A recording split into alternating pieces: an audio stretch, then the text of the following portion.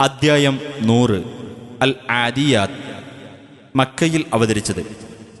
ആദിയാത്ത് എന്നാൽ ഓടുന്നവ എന്നാണ് അർത്ഥം.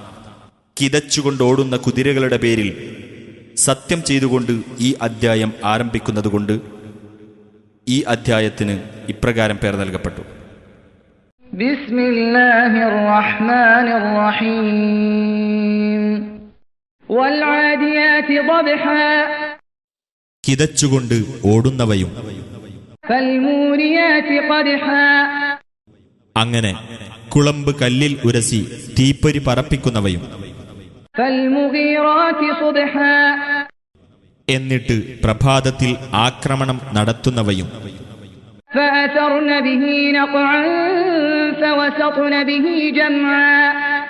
അന്നേരത്ത് പൊടിപടലം ഇളക്കിവിട്ടവയും അതിലൂടെ ശത്രുസംഘത്തിന്റെ നടുവിൽ പ്രവേശിച്ചവയുമായ കുതിരകൾ തന്നെ സത്യം.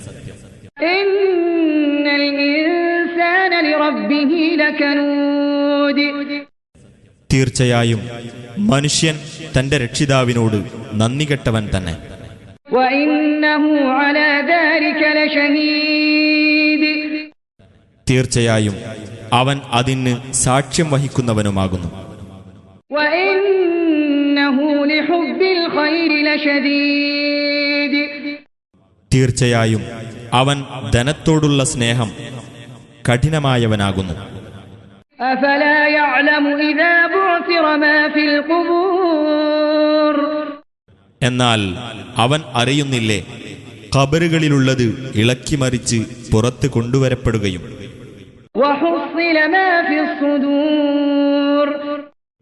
ഹൃദയങ്ങളിലുള്ളത് വെളിക്ക് കൊണ്ടുവരപ്പെടുകയും ചെയ്താൽ ഇന്ന റബ്ബഹും ബിഹിം യൗമഇദിൻ ലഖബീർ. തീർച്ചയായും അവരുടെ രക്ഷിതാവ് അന്നേ ദിവസം അവരെപ്പറ്റി സൂക്ഷ്മമായി അറിയുന്നവൻ തന്നെയാകുന്നു.